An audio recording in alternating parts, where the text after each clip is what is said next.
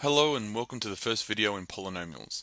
In this topic we will look at the properties of polynomials, how to divide polynomials in the remainder theorem, how to find the factors of a polynomial, what polynomial functions look like when graphed, and the relationship between the roots and the coefficients of a polynomial. But first, what is a polynomial? On your screen is the technical definition of a polynomial. Here we see it's called p of x. It is made up of many terms with different powers. If a binomial is an expression with two terms and a trinomial is an expression with three terms, then a polynomial is an expression with many terms. In this technical definition, each time you see an x to the power of n, just think of those as terms like 4x to the power of 6 or minus 3x to the power of 2. Let me explain what an and x to the power of n are going to be. The n's are just integers, like 1, 2, 3, or 4, or any other number. So when we have n as 6, x to the power of n will just be x to the power of 6. The next term will be x to the power of 6 minus 1, so x to the power of 5, and so on. Polynomials don't necessarily have to have one of every power in them, but whatever n is going to be, there won't be a power higher than it in the polynomial. The a's are just numbers. So an and an minus 1 are the coefficients of the powers. So a6 will be the coefficient of x to the power of 6. a1 will be the coefficient of x to the power of 1. As you can see in our definition, the terms in that polynomial finish with an a0, which has no x value next to it, because x to the power of 0 is just 1. So we leave the final term in the polynomial as an integer. We call this the constant. Let's take an example polynomial. Here we've got p of x equals 7x cubed minus x squared plus 5x plus 8. The coefficients a3, a2, a1, and a0 are the numbers that are in front of the powers of x with the corresponding power. So a3 will be 7, because the number in front of the x to the power of 3 is a 7. So a2 will be minus 1, because that's the number in front of the x squared. So what's a1 and a0 going to be from our polynomial, do you think? Well, a1 is going to be 5 and a0 is going to be 8. This is the constant because it has no x value associated with it. A constant, remember, is just a term with no pronumeral. So we say for p of x, the constant is 8. Let's continue looking at this polynomial p of x. The leading term is the term with the highest power.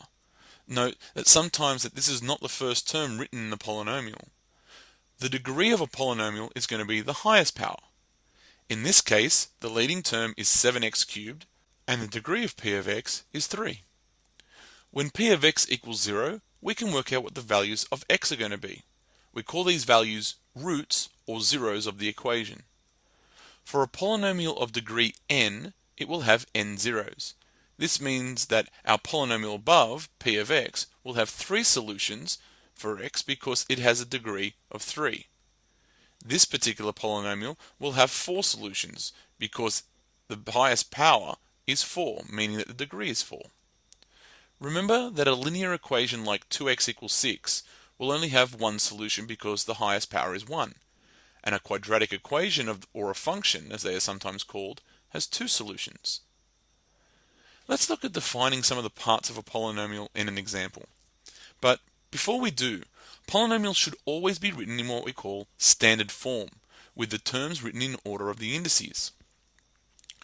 This example has polynomial p of x equal to x cubed minus x to the 4 plus 6x squared. We are to write in standard form and then write its degree, the constant term, the coefficient of x squared, the leading term, the greatest number of zeros or the solutions for x, and then we're asked to solve for x. Now this is something that you learn first in advanced mathematics and may not have done it yet, so try to follow along as best as you can. Take the time to pause the video at this stage and see how much you can do without assistance. As this is the first example, see how many you can work out and don't feel too bad if you miss some. Okay. Firstly, writing standard form for the polynomial p of x equals minus x to the 4, this goes first because it's the highest power, Also note that the minus stays in front of the term. Plus x cubed is next, and then plus 6x squared is the final term. This is in standard form now, and it's easier to tell the answer to a lot of the questions given below. For example, the degree is the highest power, so the degree of this polynomial is going to be 4. The constant term is the integer that is all by itself. Now, it looks like there is no constant term in this polynomial, but we say that the constant is 0, because adding 0 to the end of the polynomial won't change the value of it. The coefficient of x squared is the number that's in front of the x squared. So in this case, it's 6, or plus 6. The leading term is the term with the highest power, which at this stage should be the first term because it's in standard form. So in this case, the leading term is minus x to the power of 4. The greatest number of zeros possible is the same as the degree, so this is 4. And now we have to solve the polynomial if it equals 0. So we write the function, but this time we make it equal to 0. We then have to factorize the expression like you learned in advanced mathematics. In this case, we can take out a highest common factor of minus x squared, which then leaves x squared minus x minus 6 inside a bracket. We then have to factorize the trinomial that's inside the bracket. So we look for two numbers which will add to give us minus 1, which is the coefficient of x, and multiply together to give us minus 6, which is the constant. That expression can be fully factorized to give minus x squared outside of x plus 2 end bracket, x minus 3. From here, we make each term minus x squared equal to 0, and then solve, x plus 2 equal to 0, and solve, and x minus 3 equal to 0, and solve. This gives us the solutions, and we can see that x is going to be equal to 0, minus 2, and 3. You may have been expecting 4 answers as the degree of this polynomial is 4, but we say that 0 is a double root because x equals 0 comes up as an answer twice. We will look more into this at a later time. Polynomials can be operated on just like normal integers and numbers. The trick is to not miss any of the terms. Let's look at an example with 4 functions. I'm into using the word polynomial and functions as different textbooks will use the different words for the same things. These 4 functions are called a of x, b of x, c of x, and d of x, and they have varying degrees and varying terms. We are asked to do 2 operations. The first is to multiply b of x with d of x, and the second is to multiply c of x by 2 and then add on a of x. Let's look at b of x times d of x. b of x is equal to 2x minus 5, and I write that in brackets.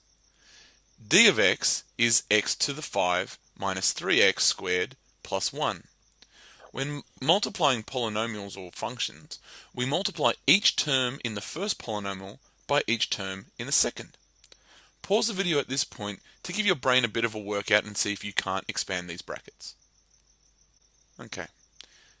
This is what the next step looks like. Is that what you had? Did you miss any of the multiplications? Our answers now need to be written in standard form, as always. So rewrite the polynomials in order of powers. We would also be expected to simplify, but because there are no common terms there, we can't add or subtract any of them. The final answer is 2x to the 6 minus 5x to the 5 minus 6x cubed minus 15x squared, plus 2x minus 5. With the next question, we have to multiply c of x by 2 and then add on a of x. So I write what 2 times c of x looks like, plus a of x. Alright, I want you to pause now. I want you to try expanding the first bracket and removing the second bracket to make it one continuous polynomial. Okay, does yours look like that? Now we have to simplify. Gather together the like terms and then write it in standard form. I hope yours ended as 6x to the 4 minus 4x squared plus 12x plus 15. Good luck with polynomials and operations. The next video will discuss how to divide into a polynomial and what the remainder theorem is.